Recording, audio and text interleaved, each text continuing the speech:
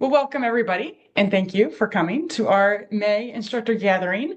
Hopefully everybody's enjoying a little bit of sunshine out there after the tsunami of rain we've all had. So lots to cover today as per usual, but we are excited to have you here, and we're going to make sure we get everybody out of here at 1 o'clock.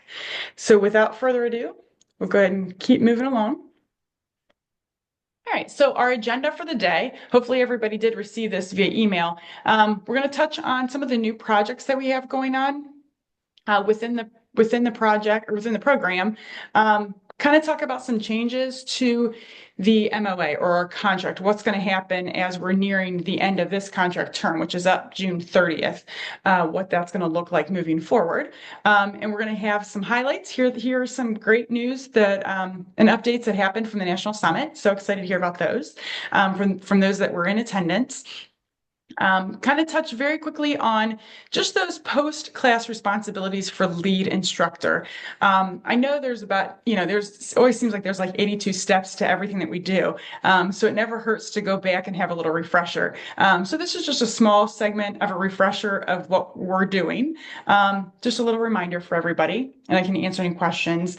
And then I want to just leave a little bit of time just to talk about all the changes that have happened since April with all the curriculums, and just give everybody a chance to share your concerns, share your questions, kind of talk about maybe your experiences already so far. Maybe you've already delivered the new material, what your experience has been up until this point. And of course, we'll end with our upcoming events, which there are always plenty. But before we get started, does anybody have any questions? No? All right. Moving right along then. All right, so our first project that's new, a newer project, is a specifically older adult project that Michelle is actually going to be heading up. So Michelle, if you want to share a little bit about that project. Sure, thank you. So we received a grant from Ohio Moss to train people working with older adults specifically and the older adult population themselves. So we can train 1,000 people between now and the end of December. So it's really a great opportunity. A lot of those that were on the waiting list, maybe this is a good opportunity if they're older adult agencies, we can put them into this grant. So we'd really like to train as many as possible before September. We have a 650 by September 29th, but then an additional 350 by the end of the year.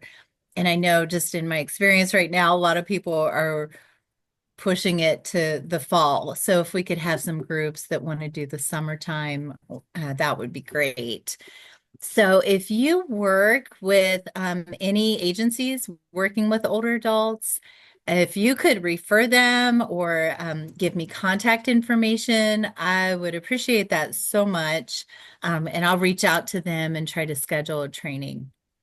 Another piece of this is that the grant includes training 5 additional instructors for the older adult grant. So if you know anybody who wants to be an instructor, also refer them to the instructor application on job form, and the link is there. So Great, thank you. And Michelle, to clarify, it looks like we're bringing on 5 new instructors from the very beginning. And then I'm seeing on here now too, we have 10 spots to do the older adult supplement. Is that correct? right. Okay. Yes. So I know some of you had reached out on the Trello board when I originally put this up, this information about you're already an existing trainer, you wanted to get the older adult at the time. When I posted that, we were not covering that older adult supplement, but we are now. So go ahead and reach out to who's the best person for them to reach out to if they want to do the older adult supplement. You can reach out to me and then I'll connect you with. Okay.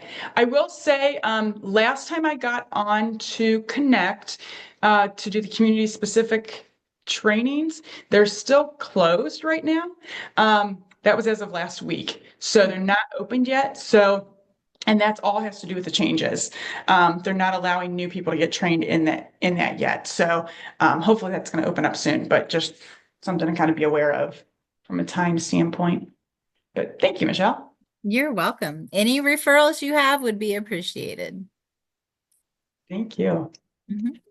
So our next new project is actually focused around teen. But while we're doing this, I actually also want to introduce a new team member, and that is Jessica Bressler, who's going to be the new teen program director. I think I got the title correct. Somebody clarify or correct me if I'm wrong on that title.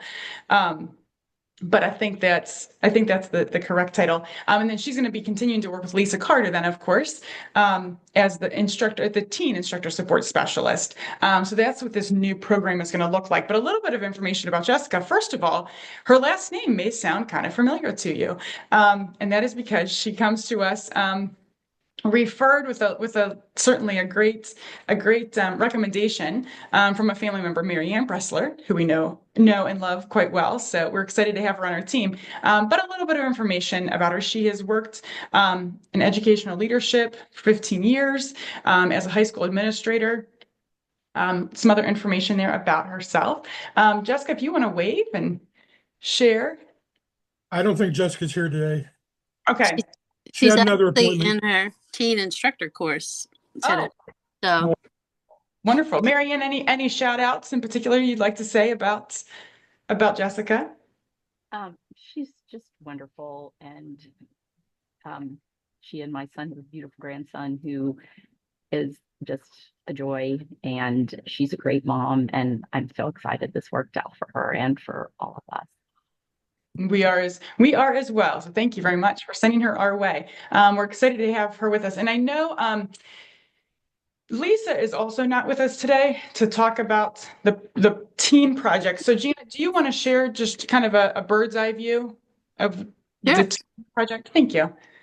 So this money is come from OMAS as well, and it is from, if you guys have heard of the Project Aware project, apparently there was some leftover money in the Project Aware project that they needed to spend by the end of the federal fiscal year, which is September 29th. So we got an email, and Omar said, hey, can you guys, you've been asking us to do teen mental health first aid on the statewide level. Can you train people by September 29th? And we were like, yes, we can, but the majority of the schools are already planning their fall semester. So can we carry that money over past September 29th and we could train a whole lot more people? And they said yes. So this project started March 1st, and we're supposed to train 5,000 teens by May 1st, 2026. And Jess is hired under this project. We're having a new AmeriCorps member, Monica Sparks, that's starting Monday. She's going to be working for this project. We have six, I think. Yeah, 16 mental health first aid coordinator contractors that most of are on this phone call. They're started a lot of outreach in the last few months. And of the 5,000, if I had my guess, I bet we already have close to 3,500 spots encumbered that schools have signed the contract and they're willing to teach. The good thing about this project is we're having a class to train 16 teen mental health first aid instructors June 4th, 5th, and 6th, virtual class, so they can kind of hit the ground running in the fall. And we're also looking for any instructor that is already existing teen instructor, because we're going to need, in the past, we've only had classes in Hamilton County. So we have maybe 7 or 8 down here in Hamilton County that we work with. But we're going to need a ton of people across the state to help cover these schools because they're from all across the state. So if you guys, know of any teen instructor that's already certified, send them our way. And then if you're interested in becoming a teen instructor yourself and joining us on the project, we're already gave away the 16 slots for the class that we're going to have. The National Council is going to come teach for us. But if you are interested in becoming a teen instructor on your own dime, it's $1,700 that you go through the National Council's website and you email them and say, hey, I'm interested in becoming a teen instructor. And then you could join on that way. We may or may not get additional money for teen instructors. I hope we do, because I really do think we're going to need more than, I think right now we're looking at about 30 people that we have found so far. But I think that's going to be a good opportunity for you guys that are interested in becoming teen instructors, that we, as we grow this program, that we'll get more and more funding to get more teen instructors trained. So just like yeah, I know. Yes, you guys are being trained in the same class, so you got to know each other. But Jess Bressler is like Bridget said, the program lead of this program, and so she really is a new position on our team. And then Lisa Carter, who was the program lead for Millstone, is now going to be our instructor support specialist. So she's going to come alongside all our teen instructors, and she's really excited about that because she loves working with instructors. Is there any questions about that? Is that Bridget? Is that anything else I missed or anything else I should be talking about? I can't think of any. I think that was great. Well, we're really excited about this because, like we said, we've been trying for a year to get funding from the statewide level, and it's finally here. So now the money's what is it? The rubber's hitting the road. Is that the expression? And we are really like, paddling hard to get this project up and going. And that's great. Thank you very much. And then Janet, without further ado, you're going to talk about the next. Yes. All Where- right. So that the two projects we just talked about are new, but the one that I'm going to talk about now is our current 2-year project. So if you guys remember, it started July 1st, 2023, which seems like a long time ago, and it's ending June 30th, 2025. So that's been our 2-year project, and we were supposed to train 8,000 Ohioans. And we met the goal. And Lucas is going to tell us like when we met the goal, because I'm not even sure when we did it. But Lucas, are you on the meeting? I am. Let me see if I can pull that up real quick. I don't have that pulled up right now. Yeah, we need like a drum roll or something because I know sometime in the past, probably 2 weeks, we crossed that 8,000 barrier. People were trained for this project. So that's congratulations to everyone on the call because that was a big thing. So everything else from here to June 30th is gravy on top. And it would be cool if we could, maybe even reach 10,000 trained, but we'll see. But anyhow, so that's projects that coming to an end. So the next project, we don't know if we're going to have a project that starts July 1st, 2025, because it all depends on the state budget. And so OMAS told me that they were going to include mental health first aid, hopefully teen, youth, and adult in this upcoming 2-year project. But they don't know for sure how much money they're going to get. So once the budget goes through the House and goes to the Senate and goes back to the governor, everybody signs it, and it's final, and they know the pot of money that they have, then they will go into this giant meeting and divide it all up to all the programs that they do. And then they'll let each of the program people know, okay, here's how much money we set aside for you, and here's your new project. So 2 years ago, if you guys remember that, we did not learn about our project until the third week of July because the budget process slowed down. This year, we're hoping it goes a little bit quicker, and we know, it would be nice if we knew before July 1st when the project started. So it seems like if it's within OMAS's power, the what I'm reading between the lines is that they really like us and they see that we're doing some really good work. And so they want to include us in their project. So if it's in their power, we're going to get another 2-year project, but you just never know with what things are going on these days. So we are scheduling classes past July 1st, and the coordinators are telling the host, like, there's opportunity. We think we're going to get this funded, but there is a chance that we'll hear back from OMAS that mental health first aid has not been included in the next 2-year budget. So at least we're scheduling. 2 years ago, we stopped scheduling classes, and this time we're like, we're going to schedule, and we're just going to give the host a heads up. Like, we think this is going to happen. We'll let you know as soon as we hear. But, just we're scheduling as normal. So that's kind of good. As soon as we know, and it usually is an email, we will post it on Trello and tag you guys so that you'll know, yes, we have a schedule. I asked for $1.25 million a year to train 10,000 people, and that's about double what we're doing now, including the teens. So if we get that amount, hopefully we can get rid of the caps and we can just go back to training whoever wants to get trained in the audiences that the funder tells us to. But that would be the ideal situation, is 1.25 million a year to train 10,000 a year. So we'll see what that happens. Any questions about this current project? Janet, it's Fran. I have a question. So how do how the budget numbers match up? So we had half of 1.25 million. This past year or the past grant period for 8,000 people. So how do we justify the doubling for 10,000 people? Am I reading that correctly? Yeah, right now we had $647,000 a year, and that was to train 4,000 per year. So it's 1 year 4,000, the second year 4,000. That's where we got the 8,000. So it would be going from 647,000 to train 4,000 to 1.25 million to train 10,000, and that includes the teens. What we're finding is once we work with like an entire school district and we train the entire grade level of the teens, those numbers add up pretty quickly. So that's how I did the budget, is looking at how much is it going to cost us to train a combination of teen, youth, and adult for each of the years of the upcoming project. Does that make sense, Fran? Does. I think I got hung up on per year or over the Yeah. 2 year period and something didn't make Yeah. sense. And I'm sure your numbers and your math made a whole lot of sense before Well, you set it off. sometimes they do and sometimes they don't. But no, you're right.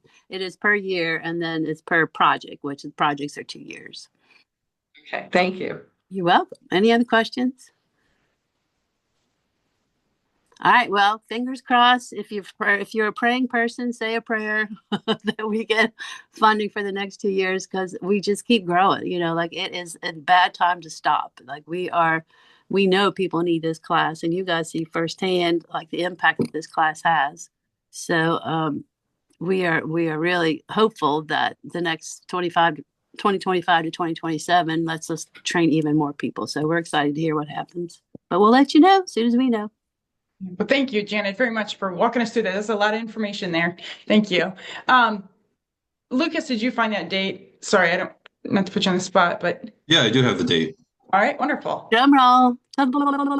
Okay, so the date that we reached our goal was on April the 21st. All right. Hey, wait, wasn't that the date that like everything happened with National? It was like The date that will live in infamy. April 21st. All right. Yeah, we were talking about doing like everybody should guess the final number of who we're going to train. So we might have a contest that we'll put that on the Trello board, so we could have how many people are we actually going to train in these 2 years? But yeah, that's awesome. Great, thank you. Thank you very much. All right. Oh, and Janet, you're up again. So we're going to talk about so knowing all this with the contract, how's this going to affect our contract then post June? That's a really good question. So we went back and forth about, if you guys remember 2 years ago, we made you guys sign all new contracts and do all new W-2s, and we did all, like we made you do it. And this time we're like, that's just too much work for everybody. So is there a way that we can just update the contract and then launch it July 1st, and then you guys wouldn't have to do anything. You would just have to tell us, yes, I'm still interested, or if you're not interested, to be our instructor for the next 2 years, and let us know. So everything's about the same, but there are a little bit changes. And Bridget, if you could open that changes highlighted link, and I'm going to see if I can see it on my phone. I'll make it as big as I can. I can pinch it out. I can see it. Yeah, sorry, my computer is still restarting. Oh no. Something's wrong with it. Anyhow, so what I did is if you guys notice, the unhighlighted stuff is the old stuff that was already on the contract that officially ends June 30th, 2025. And so I just highlighted the stuff that I added, and I just want to go over it. And if you guys have any questions, unmute yourself and just shout out questions. But this is that section about what the contractor agrees to do. And I just added to number 1 that really include those activities and scenarios, because we all know the adults learn best by actively participating in their learning activity. So I added that sentence on there just to make sure everybody realized that was an important part of teaching to fidelity. Number 2 is the same. Number 3, we didn't really have the definition of what the co-instructor did. So we thought, well, we probably need to add that. And then Bridget came up with so much of these really cool forms that instead of like listing what it is the lead instructor did, we basically said follow the checklist form that is on Trello board, and follow the questions when you meet with your co-instructor. So we kind of cleaned that up a little bit. But that section, it's nothing new that is expected, but it's just written out a little bit cleaner. One of the new things is, if you go back up again a little bit, Bridget, I think it's 3.2. So we talked about really having, some of you guys already do this, and we learned that from you guys, is that before you go teach a class, you really do a little bit of research on that audience. So if you've never taught construction, then you would spend a little bit of time learning about, like, what are the statistics for construction, and what are people, what do they really need, and why are they different maybe than other audiences that I've taught. And so 3.2 really talks about, like, what can we do to really make this a tailored presentation to that audience. And that is a new thing that we added. I think most of you guys are doing it anyway, but we just thought it was a really good idea, and it makes a better learning experience for the learners. So that's 3.2 is a little bit new.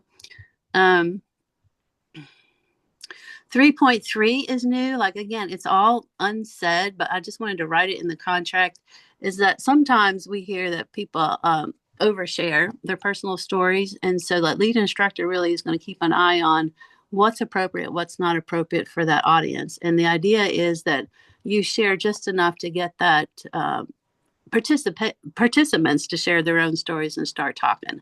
But there's a really fine line between the maintaining a professional level of instruction in that class. And so we just wanted to call that out in 3.3 and just talk about, like, there are great places as you teach to share your own story, but keeping it relevant and brief, and then really only when it's in to the benefit of the learning people, the participants. So that was added in there. But again, you guys already do that. Number 3.4 talks about the co-instructor, and, like, really just the lead instructor kind of owns the class and makes sure that they're responsible for making sure everything is seamless. But the co-instructor plays a huge part in it as well. And so we don't just kind of call about, like, you're part of the logistics, you get your teaching assignment, you understand the course flow, because again, you guys, the instructors, are the face of this project. So we wanted to give you any call out and any support that we could give you. And then 3.5 talks about what Bridget's going to talk about, is what happens after the class. And we really want to have the lead and the co debrief of the class. How do you think it went? How do you think it went? What we could have done better? And then fill in that debrief that goes to the project team, so we can have a heads up about things that went really well and things that went sideways, and just, kind of keep our fingers on what's going on out in the real world. All right, so I think everything else, if you want to, thank you, Bridget, keep going down. I took out all the teen mental health first aid stuff because they're going to have a separate contract. So if you guys are going to be teen and youth and adult under our contract, then you'll have to sign one for the teen and one for the youth and adults. It's just so different. And so we just wanted to take out all the teen stuff. Instead of that, number 8, this is a new thing. So we talked about, if you guys get a contract through us, and let's say you go teach organization A, there is an opportunity, there's a chance that organization A could reach out to you directly as an instructor and say, hey, we don't want to go through the mental health first aid collaborative. We just want to contract with you solo. And so that number 8 really talks about that once the instructors get a contract through the Mental Health First Aid Collaborative, they agree not to independently solicit or teach that host organization. So if you get an organization on your own outside of the collaborative, none of the coordinators are involved, you're doing your own thing, that is an entirely different thing. These are just the host organizations that we have set you up with to teach, that going back to them and teaching outside of the mental health first aid collaborative is added to the contract, so that doesn't happen. Does that everybody make sense to that? Yeah, we went back and forth on that one, but I don't know if it happens a lot, but it could happen, so that's why we put that in there. Was that everything, Bridget? Yeah, just the bottom part here. Oh yeah, and I just put sometimes we go and we make adjustment to instructors. So like there's some instructors that we say, okay, let's have them as co-instructors for a while, and so Bridget can work with them. Or very few times we've actually asked, we canceled the contract with the instructors if they were way outside of fidelity or like there was an issue. So I just wanted to add that last line in there just to make sure that there is consequences to failing to comply, just to give you guys a heads up. I saw some questions Hey, pop up. Janet, Okay. there was a question in chat if does that include referrals that an instructor submits? So if you're an instructor, you find a host organization and you submit a referral to us, the coordinator contacts them. They said about outreach meeting, the class happens, then yes, that would still be a organization that has worked through the Mental Health First Aid Collaborative. So that original instructor can't go back to that group and say, hey, now that you've had one class on the Mental Health First Aid Collaborative, let me go and teach 5 classes for you. Jaleesa, does that answer your question? I think that was you. I can't really see the chat on my phone. So is there any other thing in there, Stacy, that question-wise?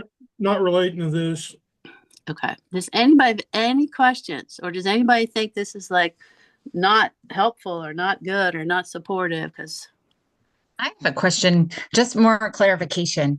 The invoices, I see on the invoice it needs to be sent to finance at da da da da da. yep. And then when it says click here, if you want to start an email, and when I clicked on it, it populated Lucas's email. So then I was like, I might have been sending it to Lucas all along by accident, and I shouldn't.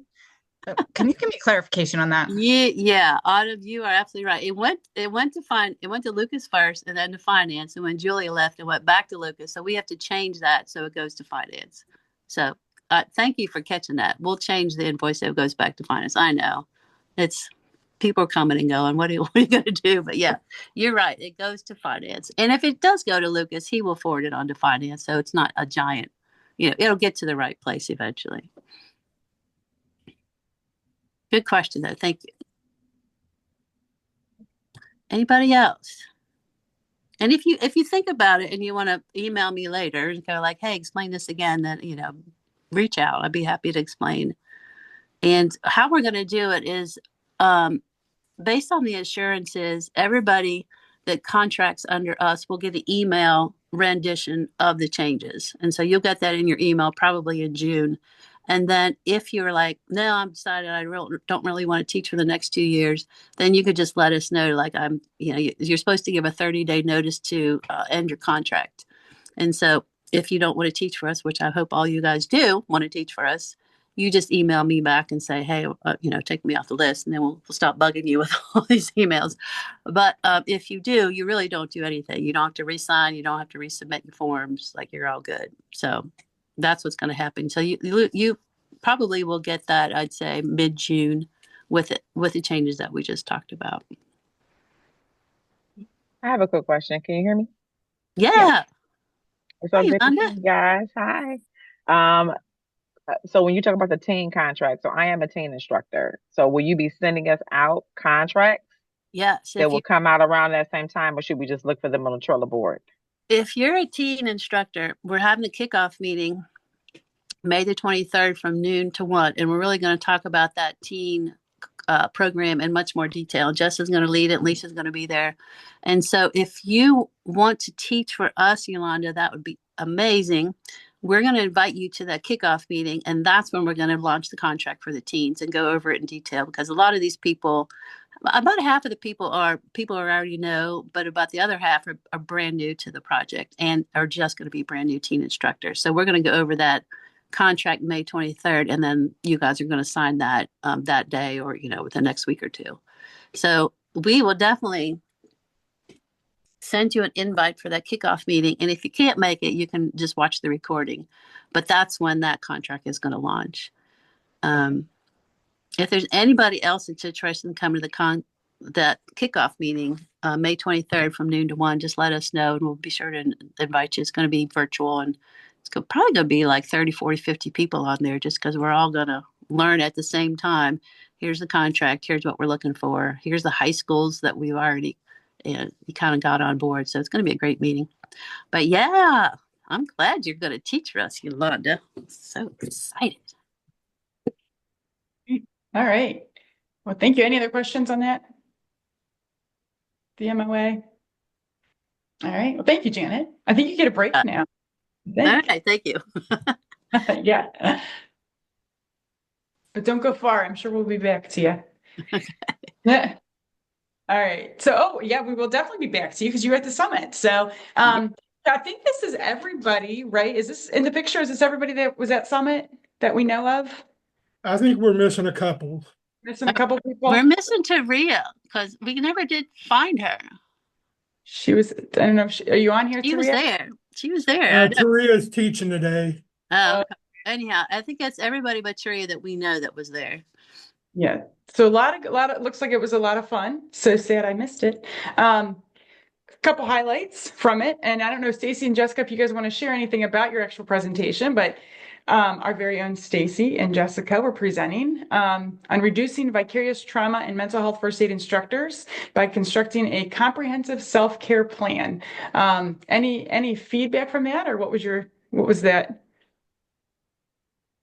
I think we got great feedback. It was we both, I think, enjoyed the presentation. Absolutely. People seem to really dive into self-care. So we also saw a lot of national trainers in the room with us. So they also agreed that we, looking at self-care for yourself is important. Yeah, that's great. And I think, spoiler alert, I believe Jessica and Stacey are going to be presenting this again to us as instructors. And is that correct, at the summit? Well, Jessica is. Stacy That's may right. or may not be with us at that time. So, okay. So Jessica is going to be presenting this at our summit in Columbus in September. So we will all have the opportunity to hear their wisdom. So excited you guys got selected to present. That's definitely an honor.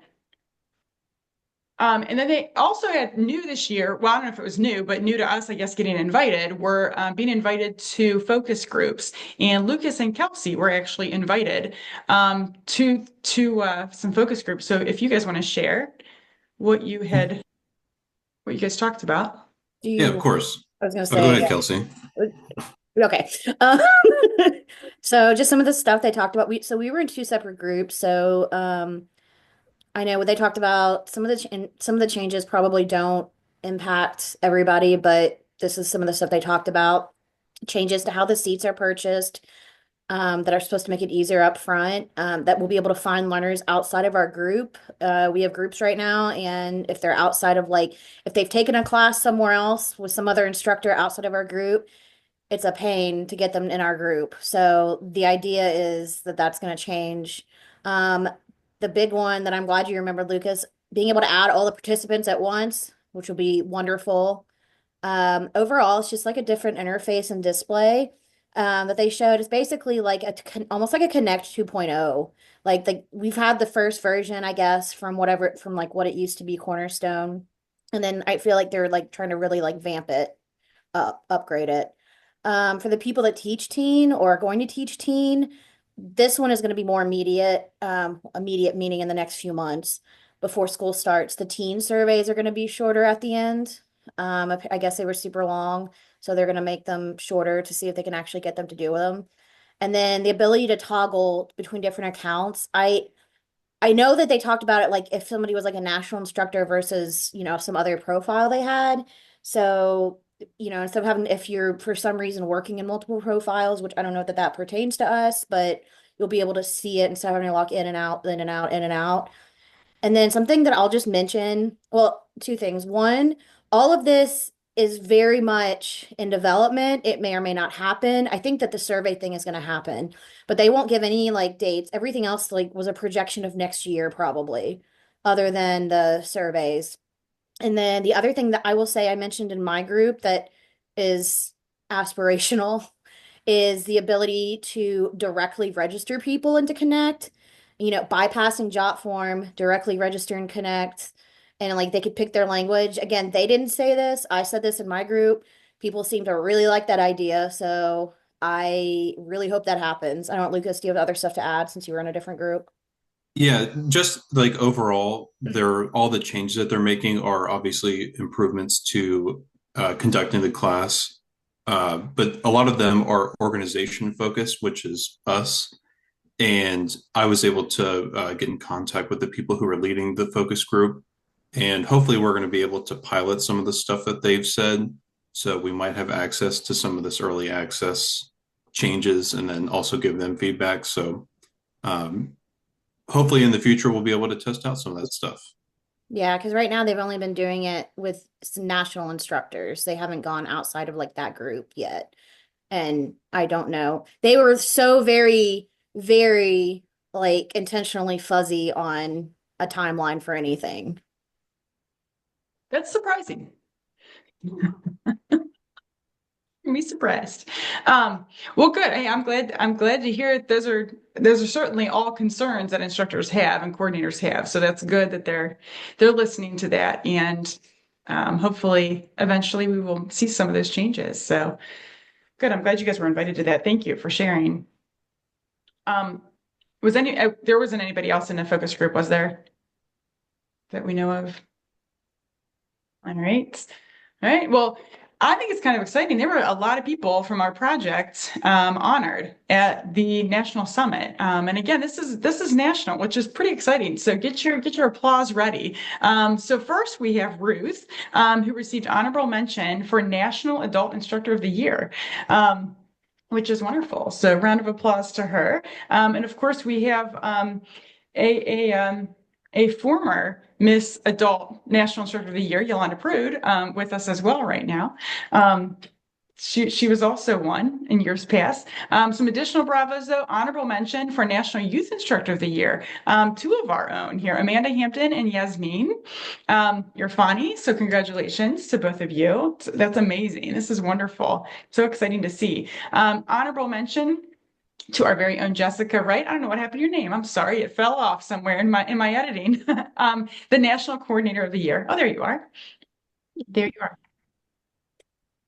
And not to be outdone by her daughter, Janice went on in there and taught, was right up there with another one of our instructors as teaching the most first aiders in the entire state of Ohio. So fabulous for her.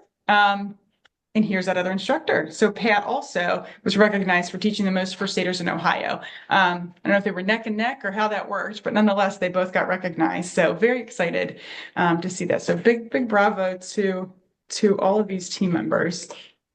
Very excited to see. I think, was that it for the highlights from National? Anybody have anything else to add? Is that it? I think next year, Denver, and it's on a Monday instead of a Sunday, and it's April I don't know what, maybe last Monday in April, but it's in Denver. So if anybody's thinking about coming, we'll probably be sending, well, depending on what happens, we'll probably be sending a group over there too. Nice. Wonderful. All right. Well, thank you. As I mentioned, I just want to go over very quickly those post-class tasks. And Adam, I'm glad you brought that up because this is just one that turning in that invoice is just one of the, 82 steps involved in this. But where I got this one, if you ever need the reminder about the lead roles, responsibilities for a class, it's the course checklist. And that's where I pulled this from. This is the day after section. This is what needs to be done after you've done. It doesn't have to be the day after. You can do it right after the class if you want. But you really do need to have this done within 48 hours of the class. 48 hours is really the important number to remember. The very first step is marking your attendance in Connect. And that's especially important to have done in 48 hours because the invoice is going to automatically be generated by National Council. So if you don't mark off the people who didn't attend, they're going to send us a bill they're going to send you a bill because your name's on it. They're going to send you a bill for every person that's on that roster. And we know that 9 times out of 10, not everybody's there. So you got to make sure you get in and mark those that attendance and Connect right away. And there is a little reminder here, this link on this slide deck, which I'm going to send you, or will be posted on Trello, excuse me, has a little video reminder on how to mark attendance. So if you ever need that. Our day after, next task to complete, of course, for the lead, instructor is to send that day after email. You want to make sure that you're CCing your co and your coordinator and your host as well. And again, those email templates are found on the Trello board. Here's the link for them. All you need to do is go in and copy and paste. You fill in whatever changes need to be made. If there's any highlights, you send that off. The second place you need to mark attendance is on the Google spreadsheet Excel form that you received from your coordinator. Now, we did adjust this a little bit just recently in that it is a shared document because it's coming through as a Google shared drive, Google document. I don't know, correct me if I'm wrong there. So you technically don't have to email this to your coordinator anymore because they'll still have access. They will have live access to that once you've marked that attendance. However, I always do recommend still go ahead and email it to them and email it to the host as well so that they can see what their attendance is. And then, of course, we complete that debrief form that is going to be sent to you from your coordinator. Do make sure you complete those. They are read. I read them.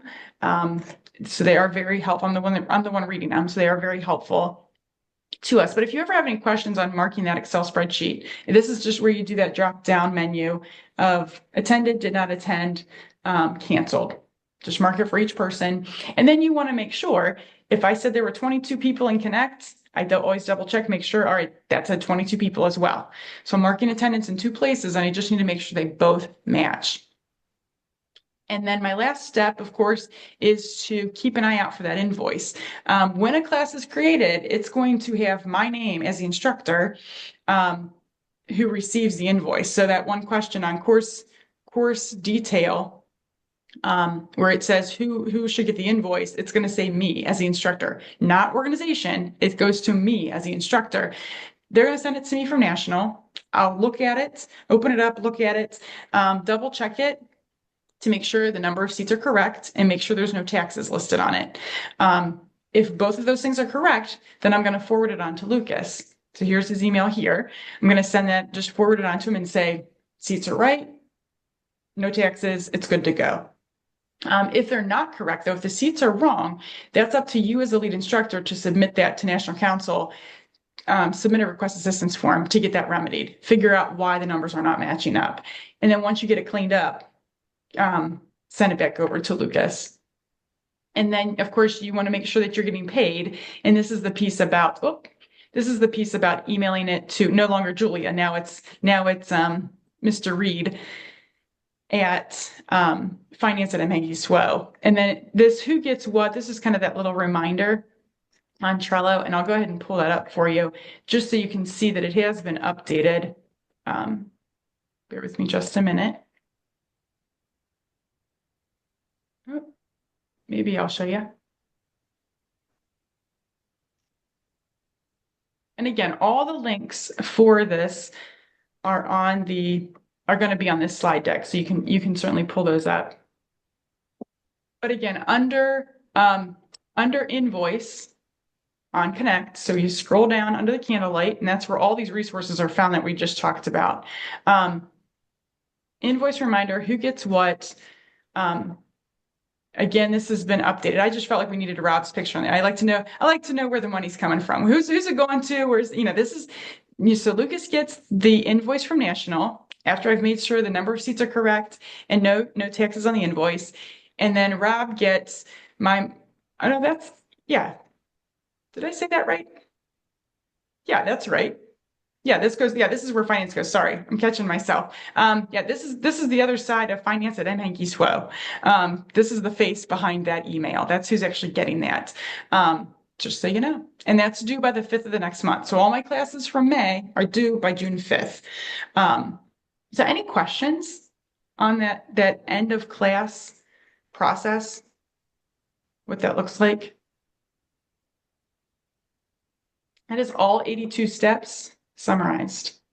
So if you have any questions, though, feel free. Don't ever hesitate to reach out. All right, so let me go ahead and pull the. Bridget, can I jump in for just a second? Yep. I remember finance is telling us that with the instructor invoices, the ones that we're paying you for teaching, they said about maybe 30% of them are incorrect. So as you're emailing finance your instructor invoices, make sure that you have the right project on there, make sure that everything adds up, make sure you have your snail mail address, they can send you the check, because if 30% of those are incorrect, they have to spend time chasing you down or chasing the coordinator down and going through Lucas and really figuring out like what exactly, how much should we pay this person? Because we definitely want to pay you exactly what we owe you. So before you send your invoices in, just have a real quick check over and to make sure that everything looks good, it adds up. And that would save them a lot of time chasing after like this does, because they're good. They're going to catch it. If there's a discrepancy on there, they're going to catch it and then email us and go like, hey, can you guys figure out what should we pay this person? So just make a little extra effort to get your instructor invoices correct before you email it to them. That's good feedback to know, Janet. Thank you for letting us know.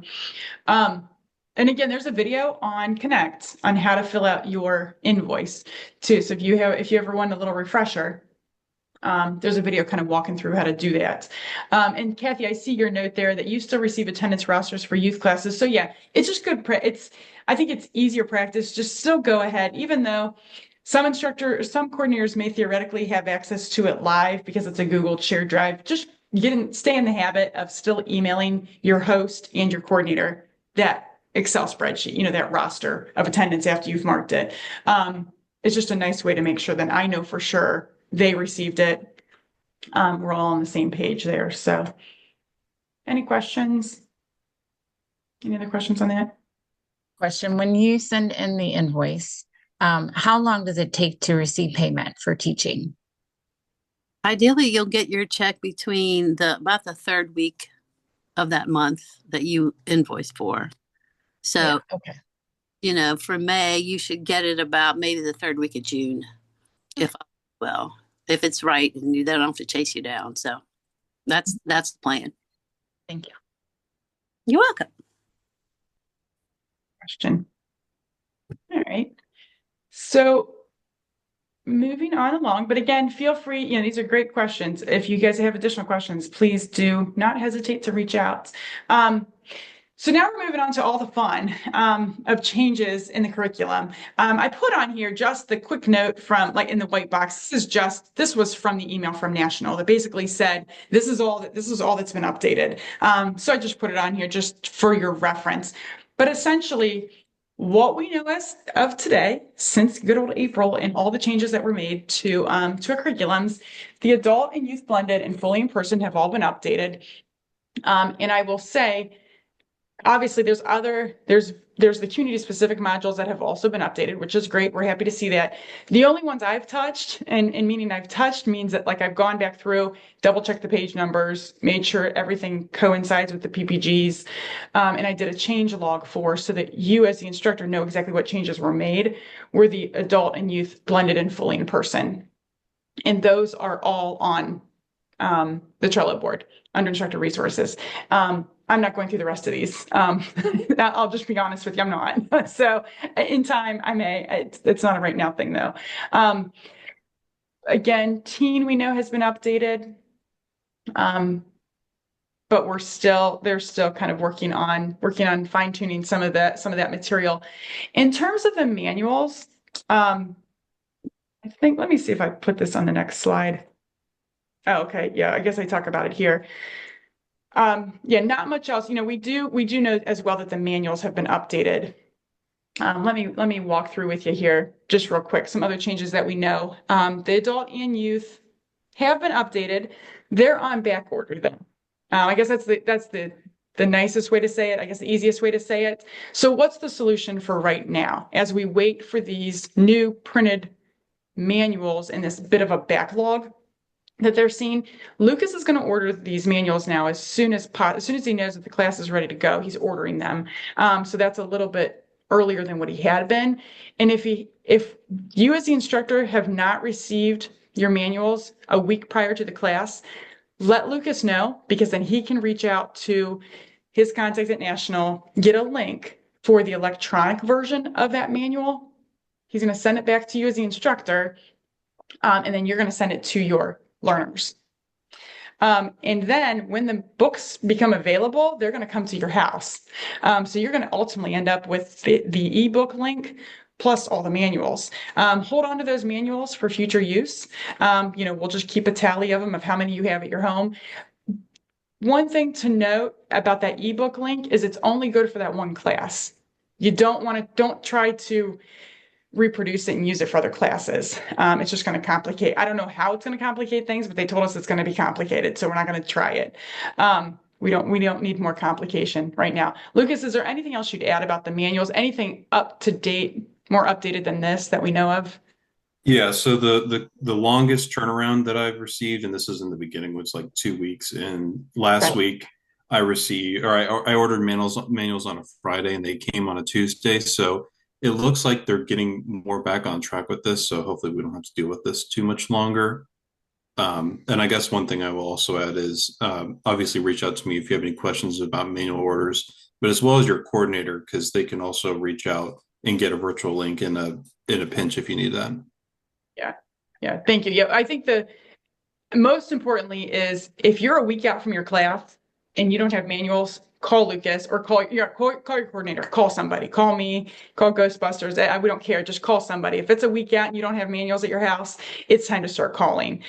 Don't wait until like a day or two beforehand, because we're definitely, we just want to be on top of this, whatever I think we're in a weird transition time here with these manuals. So, but that's good to hear the turnaround time has been good. Anybody have any questions about the manuals?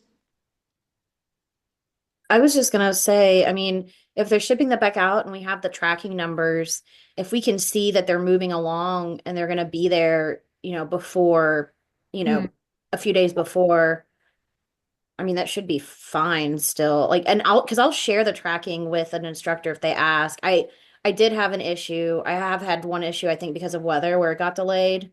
But like, as long as we have the tracking info and we know that they've sent them and it's going to be there, even if it's like less than a week, should be fine, right? Yeah. I mean, we just need to have some kind of proof that this is going to happen. That they're going to have manuals for their training. That's our goal in all of this. But thank you to all of you and to the coordinators for working on this and for everybody for their patience with that. It's good to hear that things are moving relatively smoothly though with it. A couple other changes that they've made is they have postponed any instructor decertification until 2026. And I think they're referring to meaning if you don't meet your 3 required for the year. So because of all of these changes, they're postponing that decertification. So that's good news. One little glimmer of good news in all of this, and all of you in the season of many changes.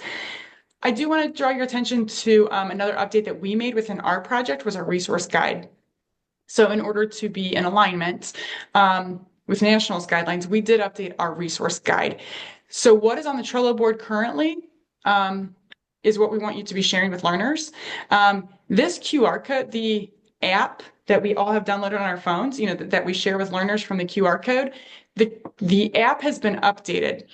QR code is the same, but if you already have that app on your phone, in order to get the updated version, all you have to do is rescan the code again, and then you're good to go. You'll have the most updated version. So as you're sharing that, just don't know that, whatever they scan today is going to be the most current. So the other update I want to share with you is the youth videos, that merged youth video guide that Stacy so beautifully put together for us a couple years ago. That has been updated to reflect the changes. And I just today made a change to the Kobe, Dorothy, and Aja combo because it was not correct. So just be aware that I just updated that again today, that merge video, and that the full in-person and blended youth slide deck were just updated again today on the Trello board, on our Trello board, just to reflect those, to get those correct merged videos on there. So if you have any specific questions about it, let me know. But those have also been updated. So any questions? Well, I do. And then here's just a little reminder here. With all of these changes, of course, where to go for clarification. The directive from National that we're following was that instructors were to be using and are to be using this new material as I believe it was April 21st, I believe was the date. So we are supposed to be using this new stuff. If you have a question about the new stuff and what is going on, or if you've not even heard that there's new stuff, reach out to me and let me know. We can talk. We can kind of go over what those changes are. Additionally, though, you can always submit a request assistance form to National Council for additional clarification. They do have an FAQ page that's going over specifically these changes. And then you can share any questions, comments, concerns. I think we've all had some comments and concerns and thoughts. Let them be heard. We did find out through our conversations with National Council through this question submission form is being answered by people that we know at National Council. And they're people that have been, they're known to our project. They know us. They listen to us, which is reassuring. These are people that do care. We know that, they are Janice Ann. I don't know if any of you have met her or heard that name before, but Jen Cox also lives in the Cincinnati area. She's been a longtime instructor. She works with National Council, does a lot of their curriculum development and things. So, we know who's hearing these. So do take advantage of that. But any questions right now, kind of thoughts, concerns with all these changes? That's really what this next kind of couple minutes, we wanted to just hold some time for that. Bridget, I have a question. Yeah. So when the changes came about, I went out to Connect and I downloaded the big file to download the PPG, the PowerPoints, and then the new guide, the manual. And printing all that off costs a ton of money just to print each and every different book. Yeah. Is there any way for instructors to get around that? Like, will you all provide like an updated copy of the book, or does the council provide an updated copy of the book? That's a great question. So what I have done, I will tell you a couple things. Always print in black and white because National Council is notorious for making changes. What I try to do is I try to use Post-it notes as much as possible rather than printing out things entirely. We do not cover the cost. It was never written in our grant to cover the cost of printed materials.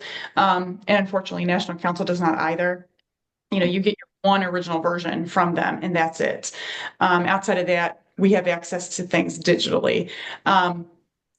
What I do though, again, is I try to avoid printing out new versions as much as possible. So I have on the Trello board where I posted the correct, the new versions of the materials. I put on there a change log. So instructors can use that change log to go back and say, okay, so what changed was page 7 is now page 6. So you can go in and just write on your notes. You know what I mean? Just write, kind of make those scratches and changes within those existing materials. So you don't have to go back in and print, because you're absolutely right. It's a huge expense. And when it happens so frequently, it starts getting painful. So I'll usually try to run through. I can keep a version for about 3 or 4 changes, 3 or 4 of their big changes, and then I have to just start all over again because I can't. I'm confused myself because I've scratched out so many things. So yeah, hopefully that helps. Does anybody else have anything that they've done that has been helpful? I know for I used the library. The library was so much cheaper to print. Oh, I just printed them off from school, but it was like a ton of papers. Like one manual had 145 pages. I was like, ooh. Yeah. But yeah, I mean, if they make changes frequently, I can't imagine reprinting and reprinting and reprinting. Yeah. So I think I'm gonna do what you said, Bridget. I wish I would have known that before I had printed all the materials. But yeah. You're saying just put like sticky notes where the changes have been made to the original book that was sent out when I first got my certification. Yeah, yeah. Like I said, I can usually that usually works for me about, 3 or 4 good changes, 3 or 4 versions of that they go through. And then, like one version will last. Basically, I can get about a year out of a notebook. Okay. Now I have about 20 notebooks, because it's been, they keep me on my toes, but, they keep me printing, but, usually that's sufficient enough. And hopefully those change logs can help, instructors kind of zero in on, okay, here's the actual change. So I can just, every time they, they don't like this one word, so I'll use these new words now. So I can just X it out and write down my new words that everybody likes. And, until they change that again, and then I'll X that out and then I'll put the new words in. That's kind of seems to be the cheapest approach. Janet, were you going to add something too about?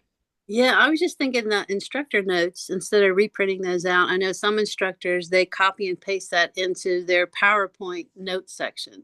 And so they basically have the PowerPoint slides up, and in that notes section of PowerPoint, you can copy and paste what you're supposed to talk about that slide.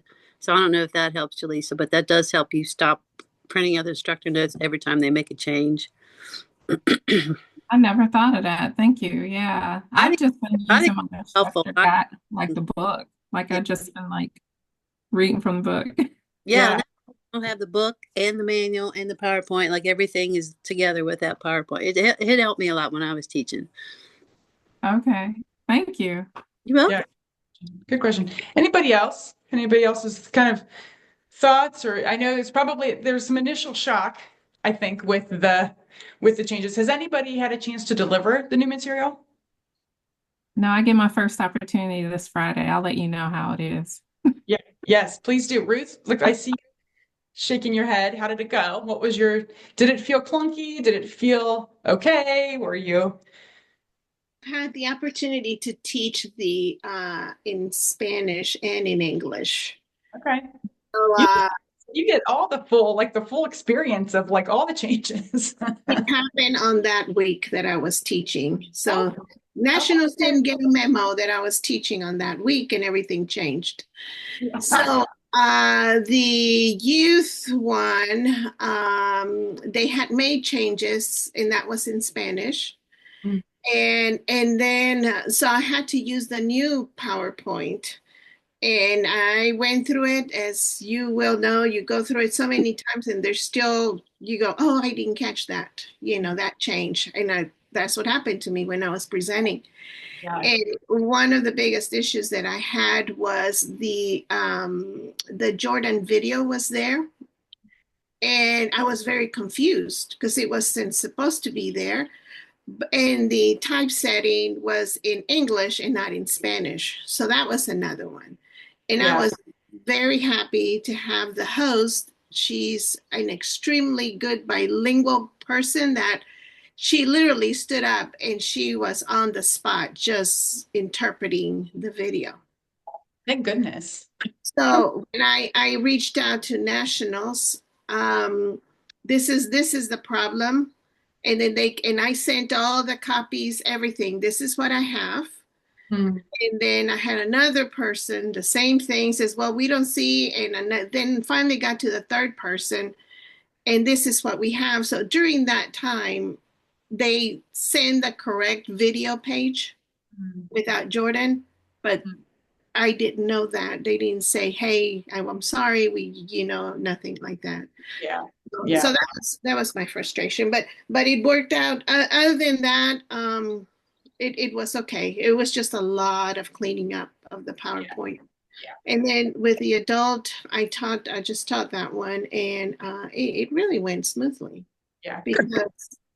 Because of what we know, this is the background, behind the scenes. So the audience, they don't know it. Right. They don't know the changes. So you just keep going along like nothing has happened.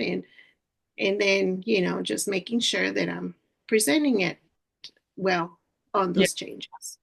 Yeah, no, thank you for sharing. And Raquel, thank you for bringing up the point about the videos. So for a while now, moving forward, make sure you have that video sheet pulled up. Because I keep hearing from instructors. In fact, Jay sent an SOS out today, this morning, that the videos were not working in the slide deck.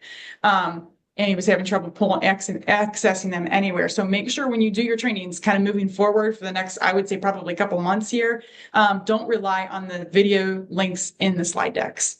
Have that secondary worksheet, that's in Connect under resources pulled up, queued up, and ready to go, because these videos are like hit and miss right now, is what I keep getting that kind of consistently. So thank you, Raquel, for that reminder.